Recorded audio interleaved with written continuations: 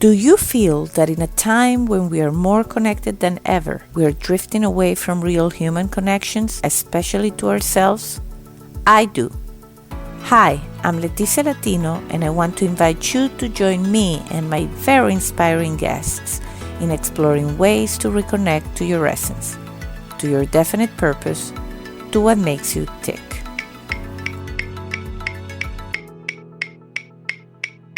Are you ready?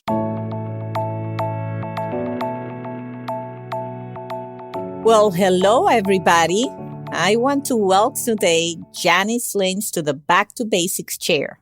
She's the founder and CEO of Hearing Access and Innovations, a leading global business dedicated to helping the world's corporations, cultural and entertainment institutions, government agencies, and mass transit organizations improve accessibility for over 360 million people.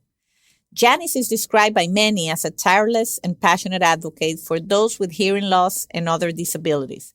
She is known to be relentless in her efforts to bring about change against all odds, never taking no for an answer. There are too many appointments, honors, and awards to mention, but just to highlight a few from a very, very long list, she has been named the United States Women Changemaker by the White House, the U.S. Department of State, the U.S. Department of Labor, and the Aspen Institute, a hero among us by People's Magazine, and she has also received Bill and Melinda Gates Foundation Goalkeepers Partnership. So, hello, Janice, and welcome to Back to Basics. Thank you. And thank you for having me. Just to clarify, I'm a nominated Changemaker from the. Okay. Well, to me, it's almost the same. As being nominated for those things is almost as being a recipient, but okay. So thanks for the clarification. The list of honors and achievements and contributions that you give, and it's really overwhelming. So I'm humbled to have you here in the show. Well, thank you for having me. This is so much fun. So I'm really looking forward to it. Well, I take praise in saying that I've had many, many inspirational guests. It's one of my requirements. If it doesn't inspire me, it doesn't get on the show. But, to have inspirational people that also are making an impact in making the world a better place, that I don't take that lightly. And I have to say, you're among the very few. There's only very few that I have that really you're making an impact at a much bigger level. So that's pretty amazing. I'm very excited that you're here. Well, thank you. This is, I love what I do. And I think that's part of it. Yeah. And I know there's I would say an intimate story, obviously, on how you got to do what you're doing. I take it, but take me from the beginning. Are you originally from New York? You're based in New York right now, right? I'm born and bred in New York. And as Fran Lebowitz says, I can't imagine living anywhere else. Oh, well.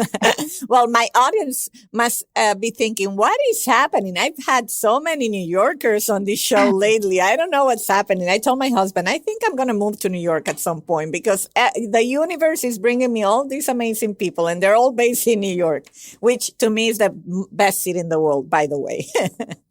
I really love it here. I really do. It's a place where it's easy to make an impact because there are so many name recognizable people and places. So when you make change in New York, it really spills over everywhere. Absolutely. No, I agree. And New York is New York. There's no doubt about it. So you were born and raised, and tell me about your childhood, like things you were passionate about, who you were growing up. So even as a child, I was a change maker. My mother used to make fun, like I went to nursery school at 2 years old before it was fashionable to do that because I was bored at home and insisted I had to go to school. And I was constantly trying to change, I didn't understand why I couldn't go to school. So I insisted we go to the school and I talked to the people at the school why they should accept me. And they did. And I was probably more like 2.5. Wow. So, I was basically came out of the womb as a change maker. That's just always been the way I am. Even when I was younger, I worked on muscular dystrophy carnivals and always had one. I did March of Dimes walks. I don't know why, but I've always been enmeshed in the disability world, even from a young age. I'm also a passionate traveler and have always traveled my entire life and collected stamps when I was younger. So it's kind of accelerated, from collecting stamps and having pen pals when I was younger to traveling the world, and then disabilities, and now combining developing global best practices. It's come together, and when you look back, it's you can see how the progression happened. That's so interesting, because one of the goals that I'm set to, with this podcast is to establish, when you see really, really successful people, like what is the difference? Because you see people that are successful, and that depends how you define success. To me, success is someone that says what you say, I love what to do. To me, that's success. When you spend your life and your days doing something you love. And that you're good at. And then you see people that were connected to what I call what makes you tick, that, from very early on, like you just shared, like you say, I don't know why, but I was like this. And then you found a way throughout your life to manifest it and to do things that then now, you're fairly young, you could put all of these things together. And that's really when the magic can happen. Because if you start late, then no matter how much, it could still happen, but it's harder, I think. Yeah, it is interesting. I've often wondered why, but I think, people tend to pursue the things they love and that makes them happy, right? Like it's probably why I don't exercise the way I should, because I don't enjoy it, right? Yeah. And if I use that same passion, right, to run a mile, I would probably be really good at it, but I don't, because I tend to work on the things that I love doing that brings me joy. And exercising, sadly, is not one of them. So, well, but then you put your time to good use, which is great, because some people don't like to do it, and then they just invest their time in something else. So I understand you have a bit. So in terms of career, were you did you study something that you thought you were passionate about, or how the whole educational path was for you? It's really funny because I've had these, what seems like disparate things, and they've all come together. And it is really funny how that has happened. So even from a young age, I was very entrepreneurial. I used to work in the flea market and sell my stamps and coins.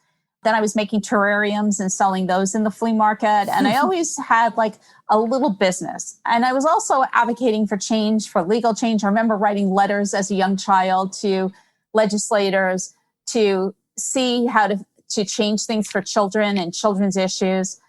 And then I went to a college and I majored in marketing, a business degree concentrating in marketing, because I love how marketing can advance things no matter what you're doing. But my goal, I was also, ran for office in college, and I was the head of the publicity director for the student association. I worked on my school newspaper on the advertising side. And I was always doing a combination of marketing and politics, or bring, how to affect change and doing marketing at the same time. Because to me, the two work together. If you're going to affect change, you have to promote it. You can't just do it in a vacuum. So I was the publicity director for the student association at my college. And I was constantly figuring out how we could do things that would be better. And then I decided, I worked in advertising for 3 years on clients like Revlon, Baby Ruth and Butterfinger, Nabisco, Holiday Inn, which became Intercontinental. And then I decided I was at a crossroads of what do I do next? Do I get my MBA or do I get a JD? And I decided to get the JD. I didn't love practicing law. It was, to me, a pointless endeavor. It was about fighting and winning. And I was really want solutions.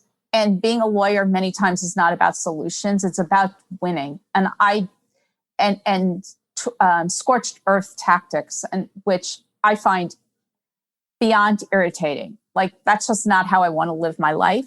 So I left the practice of law when I had a child, and my daughter was very sick when she was born, and then developed a hearing loss. So it became a natural progression. I also had another child who died during delivery, so it made it easier to give up my career. I also hated practicing law. I just hated it. I will never, this is not something I ever want to practice and do again. I always tell people, when they pick a career, you should be able to read the trade journal.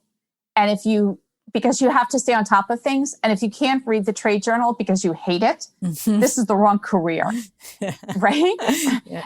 And I hated reading the New York Law Journal. I didn't care. I was like, this is so the wrong career for me. But I knew I wanted to use my law degree to affect change. And so I could take the marketing degree and the law degree and affect change. And then I had a daughter with a hearing loss. Yeah, well, it sounds like it was like a tool. And by the way, I stood one at that exact crossroad because I always say I wanted to be a lawyer, and my dad didn't kind of endorse that idea. So I ended up going for business. And after I graduated, I said, okay, do I take the law degree or do I do my MBA? And actually I went and did my MBA. So hearing that kind of feedback, I think I would probably have had the same reaction that you're having. But I agree with you. It's such a useful knowledge to have, especially I think in the United States, which is also very litigious by definition country, more than other countries in the world, I believe. But it's very powerful, that combination. And, I'm also want to say I'm sorry on the personal front that you have to go through those, the experience of losing a child at delivery. That must have been very, very difficult. It was, and it changed the way I handle things. I stopped relying on experts. So I knew there was a problem, and the doctor told me I was being neurotic and everything was fine. And I worked in medical malpractice. So I knew, like, at the 9th month, the baby had less movement because there's nowhere for the baby to go, right? You can't turn or, tuck away in a little corner the way when they're, early months. And but because I was a first-time mother, I didn't know to stand up to the doctor and say, you know what, I'm going to the hospital. I need a second opinion. Had I done that, he might have lived, but I relied on the doctor who was, quote, the expert. So it took still a little further when my daughter was born, and she was very sick. She was a preemie and had that preemie disease that kids sometimes get. I had a different doctor now, the pediatrician, who said I was being neurotic, but I don't know how a child eats to know that. But it seemed to me she was eating less than the day before. But I don't know how much baby eats, but it just seemed different. And luckily the fellow listened to me and didn't think I was neurotic, and he saved her life, because that, unbeknownst to me, was one of the signs of this preemie disease. And I guess there was another sign as well that I had noticed.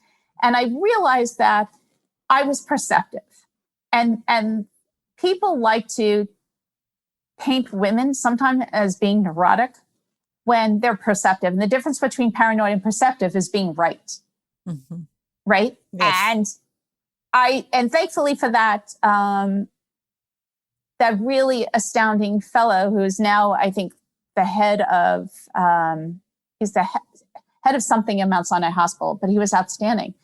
But then when my daughter wasn't speaking, I knew something wasn't right. But again, this is pre-early, when early intervention was just starting, autism was just coming out. I didn't know what was wrong. I could see she was alert in her eyes, but I knew something wasn't right. And again, I was portrayed as neurotic. And then when her hearing loss was diagnosed, this is when you don't want to be right. There were multiple times where I really wanted to be neurotic because the outcome of being right was such not the answer I wanted. So being neurotic would be way easier. I could deal with that. Just go to a few therapies and I could deal with that. But now I had a diagnosis and I was like, this is the 3rd time. It took me a while, but I realized I'm done listening to experts. I'm done thinking I'm neurotic. I'm not neurotic. I'm just really perceptive and I connect dots, and I am going to affect change because I am just tired of everybody's opinion. So when the doctor diagnosed my daughter with a hearing loss, she right after said, but don't worry, there are special schools for her. And I've said this before, I hadn't even wrapped my head around the diagnosis when all of a sudden the bar was lowered for her by a doctor who didn't even know her, didn't know me. This was I had to go to an in-network doctor to get a prescription. So this was the first time I was seeing this doctor. I was so upset.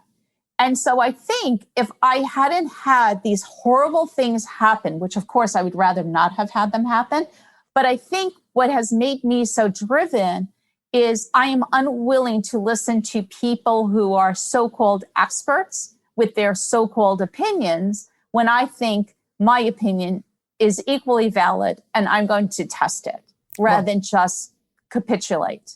Wow, that's very powerful, Janice. Thanks for sharing that, the story and the journey, because obviously it has defined, you and what you do in life. And reading about you and researching for this interview, I know that I read somewhere that you have two favorite quotes, which are very appropriate. You say, obstacles become opportunities, which you clearly have kind of, you've done. And then never waste a crisis, which is actually my favorite one. Never waste a crisis. That's so powerful. Just the thought of, this, I much have rather not happen, but then if it did, and this is the situation, then let me not go to waste. And you obviously haven't let it go to waste. I can tell already by all your achievements and the change you're prompting. I mean, you're having such important conversations. You've been invited, and we'll talk more about it, but you've been on several committees at the FCC level. You've addressed the FDA. Did I read somewhere that at one point you needed to talk to the chairman of the FDA, or they weren't talking with the FCC chairman and you call him daily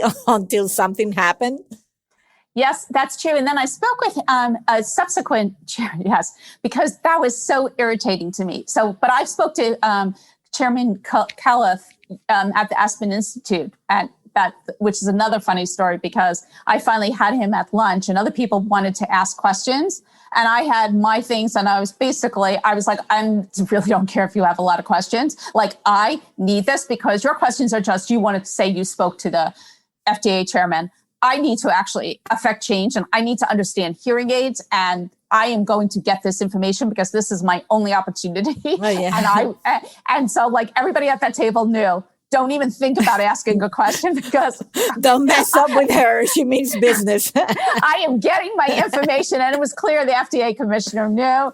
And so we spoke, but it was irritating to me that the way hearing aids, so to buy a cell phone, you need a rating for the cell phone and a rating for the hearing aids, because there's something called radio frequency immunity levels.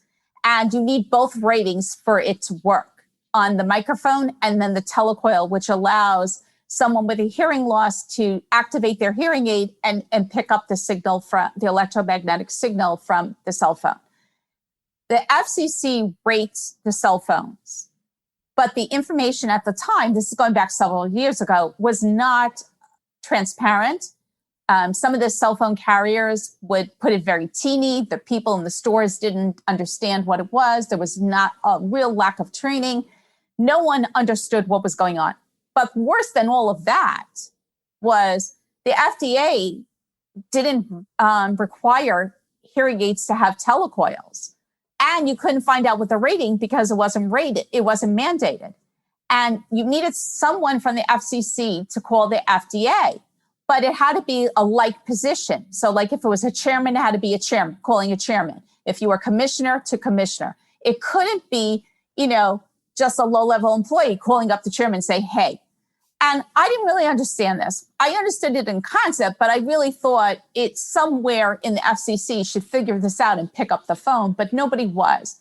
But at the time, my daughter's cell phone, she needed to, this is going back way, I think it was 2009, when she was using a clunky Nokia phone. And she wanted at the time a cool Motorola phone, but her hearing aid didn't work. And it turned out that her hearing aids weren't rated for cell phone capacity, and we had to get new hearing aids. And that never occurred to us. So I just decided I would call the FDA every single day until someone finally resolved this. And then finally, the FDA received voluntary compliance from the hearing aid manufacturers, who I think were afraid that they were going to be required to do this. And now, as a result, once you had those numbers disclosed, we found out my daughter's hearing aids weren't rated. We needed new hearing aids. We got her new hearing aids, and suddenly the world of cell phones opened up to her. And it was amazing. And that's when I wrote a subsequent article, because I thought, oh my God, I'm on the FCC's Consumer Advisory Committee. I'm very plugged in. If I couldn't figure this out, no one else could figure this out. This is like a seemingly impossible task, because different organizations couldn't tell different information. And this is before you had this was at 3G. This is no longer relevant because 4G eliminated the GSM and CDMA networks. But at the time when it was 3G, like there was one network, GSM, that was better than CDMA. And I didn't know that. I didn't even know what GSM or CDMA was.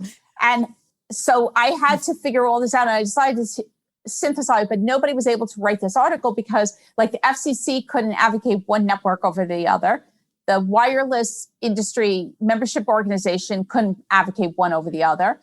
The hearing loss organization was doing some video with AT&T at the time. Then even the various companies were like, Macy's was not going to send you to gimbals, so to speak. And so like nobody could write this article. So I decided, I would write the article. All these people helped me. I never disclosed who helped me because it impacted their job. And it ended up transforming the entire cell phone industry, and the companies that were being less transparent were embarrassed into becoming more transparent. And now every cell phone that's sold by a carrier is accessible for people with hearing loss, and all Apple smartphones are accessible for people with hearing loss. The issue is a non-issue anymore. Wow, that's fascinating. And, you know, I'm in telecommunications, so I'm already impressed by the language you're using, like someone that's not in telecom to you know, command, you know, the networks and the technologies like that. So definitely it's inspirational, but at the same time, it's heartbreaking because this is something that it should be, you know, relevant to everybody. And it's no secret that, you know, as a mom of two and my kids don't have that issue. Obviously, you know, I'm less passionate than you, but then I hear you and the challenges you had and your daughter, who is now how old? 26. And I definitely want to hear more about, you know, her life. It sounds that she's the luckiest person alive to have you as a mom. I'm not sure she always thinks that. I absolutely think that. But now I'm becoming passionate about it. And even before this interview, after I read all these things, I said, well, you know, I am obviously connected in the wireless industry. Anything I can do to help to raise awareness. It's something that as human beings, we should all be concerned with. No one that has, you know, this extra challenge in their life, and we have the tools to fix them if we work together. It shouldn't be this hard. Like, I totally understand the frustration. And I mean, you definitely have to have a lot of energy to solve this issue. So you founded your company to help the issue and also to put to good use all this information that you were gathering and the things that you were doing, correct? Yes. I mean, a lot of it just didn't make sense. But I will say, because I came from this background of not trusting experts, I was able to I treat everybody the same. I don't care. And people will say this, but I literally do. I will call the FDA chairman. I will treat the person who's working, you know, as a janitor at the FCC. This is exactly the same way. To me, people are people. And people are so often afraid to reach out to people they feel are above their station in life.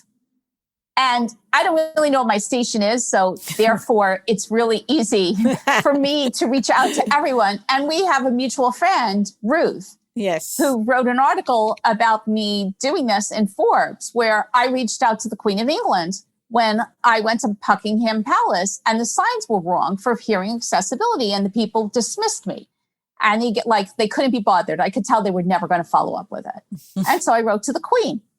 And the signs were fixed. And I was appointed to the I didn't even put this on my list because I never did anything. So even though I was appointed to the International Royal Advisory Committee. That's amazing. I mean, yeah, but I never did anything. They never asked me. So I feel like even though they said I was on the thing, I never added it to my official list. Yeah, but they did fix the signs. So you did do something. I guess that's true. I should add. All right, I'll go back and add it. You should put it back in. I mean, that's so impressive, but also because I think you hit it on the nail. Like, we feel we put these limitations to ourselves and we label ourselves and we think, oh, this is never going to happen. I've said this about guests like yourself, like people that I never in a million years thought they would say yes to being a guest on the show.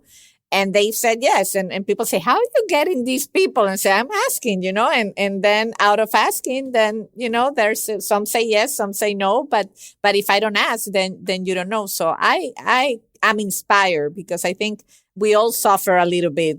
I'm like you, I'm a people's person and normally I just go for it. But there's some times that I get intimidated by calling someone too. So it's very inspirational that you call the Queen of Finger. I'm going to think if Janice called the Queen. No, I sent a letter. I didn't have her personal phone number. Well, it's the same. Well, the same. You called her attention somehow. You did something.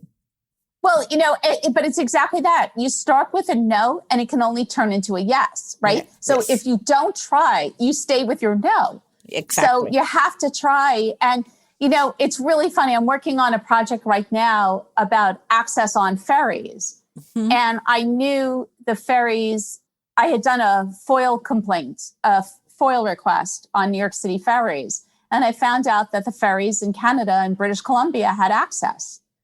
And so I wasn't able to get those documents. So I wrote to Prime Minister Trudeau. I figured, okay, he can get those documents. And sure enough, and I sent an email. And sure enough, I received a response from his assistant. And then all the documents were sent to me that I needed. Wow. And then they connected me. What was really crazy is then they connected me to their shipyard in Poland. And their shipyard in Poland connected me to the another country's transportation system that also purchase boats with, or ships, I should say, ships with induction loops. And that was the Norwegian Department of Transportation. And so then I was able to get the contracts from the Norwegian Department of Transportation that I will now take all of this and synthesize it into a federal complaint. And I can't, to be able to navigate globally, I have to work at a high enough level because otherwise people view it as another project. But if you come from the top down, right, then people respond.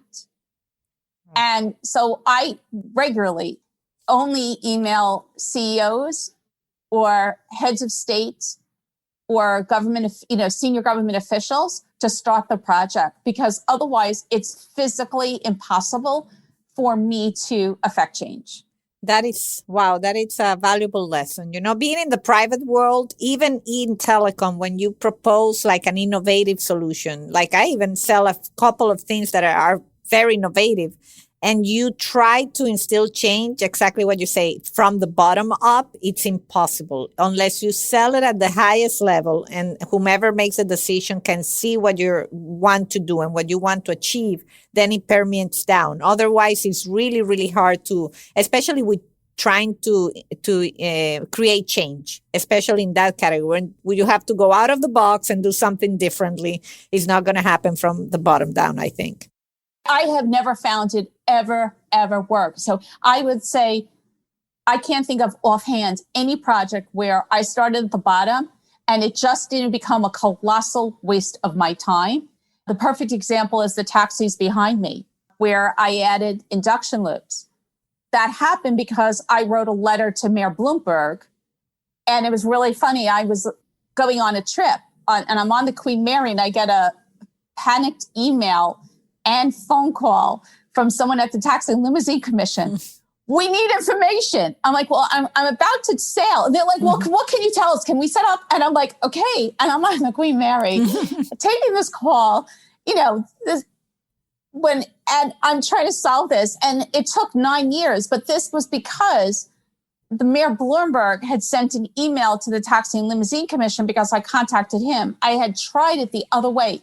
I can't think of a single project that I started that was successful that didn't occur because I started from the bottom. Every project only moved when I started from the CEO or head of state or head of secretary or, some top level. Which I'm sure that you say it simply, but also starting there is hard because you have to have the access to that high level. Like you have to know who to send the email to and how to reach that high level, right? It's not so hard. No, it's not like I had this Rolodex before I started, like that I knew like I was a who's who. I'm just a regular person. So, okay, there were definitely some contacts in my, living in New York City.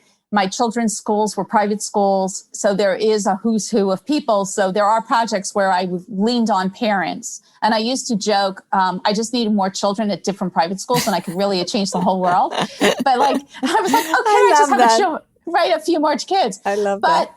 most of the time, I am literally Googling who's the CEO and then Googling their email address and looking through reams of documents to look for something where someone forgot to redact a document, or there's some website that has their email or some way. And so now I just reach out to everybody. And I do this for everything in my life now. I have a bank problem and I can't get through, the 1-800 person who tells you there's no one above you. I just email the CEO. I make one phone call and my second is email the CEO. I am not going to spend an hour on hold during the pandemic to deal with a banking issue. Okay, so my second learning thing from you today, I'm going to do exactly the same thing. This is very valuable, even for my selling, putting my selling hat on. But now I want to hear about your daughter. Like, tell me about her, how her life has been. Do you think that obviously all the things that you have done, I imagine that have been clearing the roadblocks that she could have faced and trying to make life as normal as possible. And she sounds, by all means, she's living a full life. So I just, share with us something about her. Well, my daughter's now 26. She doesn't love when I speak to her about her as much. You can imagine, like any child, nobody wants their parents like sitting and discussing them. But she's an investment banker in London. Wow. She's very successful. She graduated from an Ivy League school. Which was my idea of the special, but I don't think that's what the doctor meant. She was the first person with a hearing loss to graduate from her private school in New York City.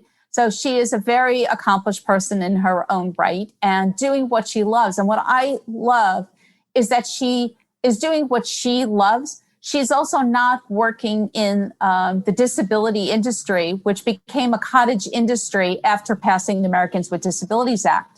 She had her choice of job, of what did she want to do. And so I think that's really important, is we need to move people with disabilities out of the industry of disability. It can't be that every successful person with a disability has a high-level position in the disability world. That's fabulous. But real success is being the CEO of a company. We need more people with disabilities on boards, contrary to, it can't be, we can't find people. The people exist. And we need to start lifting people up the same way Black Lives Matters has lifted up people who are Black. We need to start lifting people up and casting a wider net for people with disabilities and allowing them to succeed.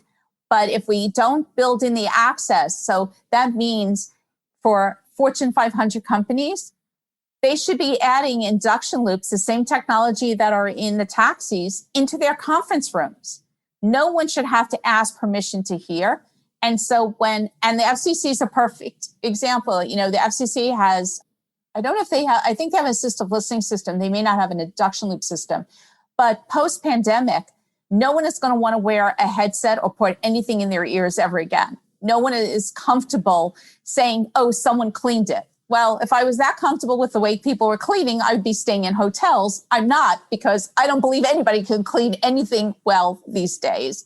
With no dispersions against the hotel staff, I'm just not comfortable relying on anyone else right now, that anything that's going to impact my health. And I think things are going to have changed going forward on how people view cleanliness, and putting something inside your ear or on top of your ear that's touched another human being is never going to work. So using an induction loop that allows someone to take control of their hearing loss and not ask permission to hear by just switching the setting on their hearing aid or cochlear implant to the T, they can receive the sound. That is critical. And I think we need more companies to start adding that technology to their conference rooms so that you don't know which person within your office needs it. So a client comes. What is a client supposed to do? Come to your office and then now ask 2 weeks in advance, I need this technology? No, the technology should be in place for all meetings, because otherwise those companies are saying our clients can't possibly have a hearing loss. The same way they have ramps and they have the bathrooms accessible, an induction loop is ramps for people who are hard of hearing. That's a very, very strong point. And I did read your article on it's time to include the disabilities and diversity. And I think you make a very, very valid point. Even with what you just said, it's something that definitely has to be brought to the table. And you're right. If we have, the chair on the pool for someone that can, to get down into the water, other things that can be done to help people with other disabilities that are really, as you say, the technology is there. It's just a commitment to implement it and make it accessible. It shouldn't be that hard. Exactly. And I always like to tell people the D in diversity is for disability. But every time I see diversity panels or heads of diversity, they're always based on race. I never see people, I can really pretty much say, I rarely see anyone with a hearing loss that doesn't know sign language. When people do use somebody who's the head of diversity, who has a disability, they want a visible disability. So they tend to be either blind, using a wheelchair, or they use sign language. So this way it's clear, I have a disability. But a lot of disabilities are invisible, and a person shouldn't have to announce that they have a disability to be the head of diversity. Yeah. And otherwise what's happening is hearing access isn't being implemented because the person who's in charge of the access doesn't fully understand it, because it's impossible to know every disability's access well. You have to study and become an expert, and you have to have a commitment to it. And so it's really important for people to be in the room to advocate for what they need. And if you can't be in the room or have a discussion at the table, the access isn't included. Yeah, no, I hear you, and I think you have a very, very valid point. I commit myself. I'm big on diversity, but this is a point that I'm going to include on my own diversity speech is about bringing disabilities into diversity. I think it makes total sense. Yeah, we all should strive to help each other. I'm going to make a little confession. I'm a Bachelor's fan. And actually one of the contestants in this season, she has hearing loss. And I thought it was very courageous, of her to go. And then she put it out there the first night. And I thought also that I think even the shows and TV, for whatever reason it is that maybe makes a good, but it's so great that, because for me it was like also an aha moment, like, yeah, there's people, this woman is beautiful, she's successful, and she wanted to go on The Bachelor. And it's great that she gets the chance to do so when other times you never saw that happening, So I think that bit by bit, that there's an awareness level that is increasing about these kind of subjects. I also I believe she's deaf. I think she uses sign language. Yeah. She used sign language? Okay. I'm not. I don't remember. I don't watch the show. I saw only the first episode, but yeah. But I love the fact that also expanding beyond, because it reached a point in the deaf and hard of hearing community that if somebody wanted to portray the person was deaf, Marlene Matlin was the go-to person. Marlene, who was an accomplished actress, though, didn't even have to act. If they saw her name, she was the deaf. Everyone knew she was deaf, right? She just had to be in the credits and we knew she was deaf. But it shouldn't be that her deafness defines, like she should be able to take on other roles, and there should be other deaf actors.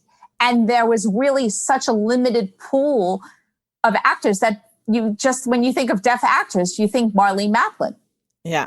No, absolutely. So, and I think in part it's all these initiatives that you're working on. They definitely, I'm sure, creating some major ripple effects. So is there anything that you want to highlight? What is it exciting right now for you? I mean, I can tell you're excited about all the things you're talking, but is there anything in particular you want to share with the audience?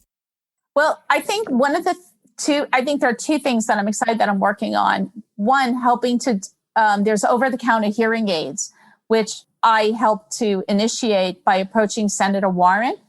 After I testified before the FDA, I realized that one of the problems was there was a monopoly of the hearing aids. And I approached Senator Warren years before about discussing this and breaking the monopoly after I attended a workshop she was giving, or a speech she was giving at a school about the credit card monopoly. And I realized the hearing aid monopoly was exactly the same thing. And so I sent her information, and then she subsequently introduced the bill, which became the law for the over-the-counter hearing aids. So I'm excited with the new administration. They will finally bring regulations, which is part of the requirement, and I hope to work on those regulations. The other thing is now that we have the pandemic and people wearing masks and there's plexiglass everywhere, it's really, really hard for people with hearing loss to hear. And so we need the cell phones are accessible for people with hearing loss.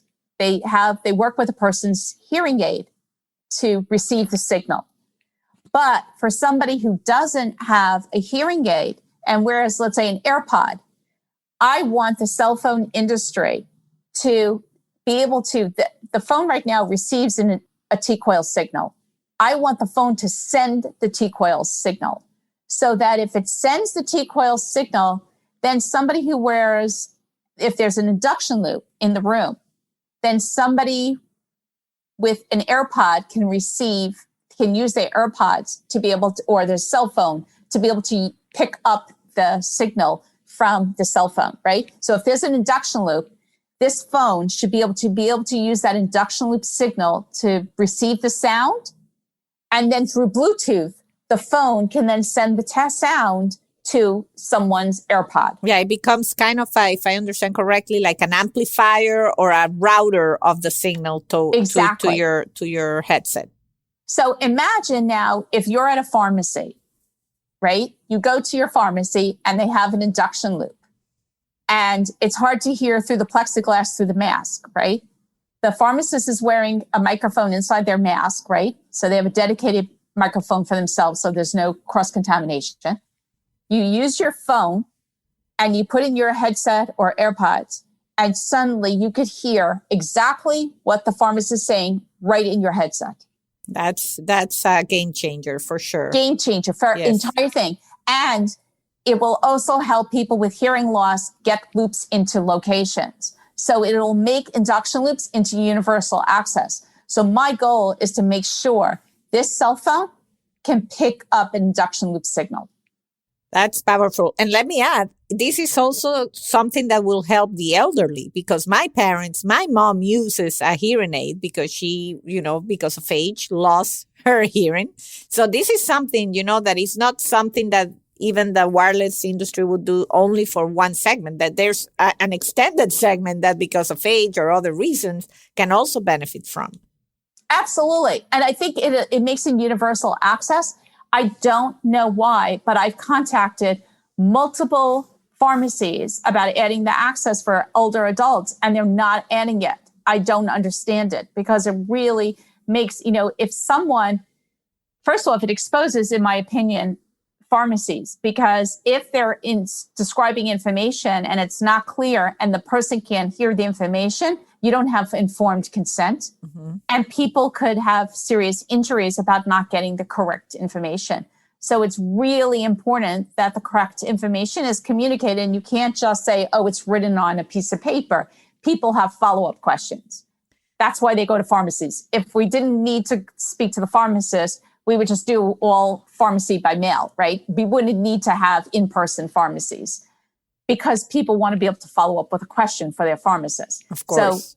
So the goal is, how do we get these phones to receive an induction loop signal? Well, I said it before, I'll record the chat, but if anything I can do, from someone that is within the industry, I openly commit to help in any way I can because I think your cause, it's an important one. And, I heard it from a past guest of mine, which I'm proud of, Tammy Simon, who's the founder of Sounds True. I heard her say yesterday, that now going forward, there's a rising of conscious business. Like we need to do what's good for the greater good. We need to change the mindset. It shouldn't be only about what's good for the companies. It's about what makes the world a better place. And it sounds to me that all the work you're doing definitely makes the world a better place.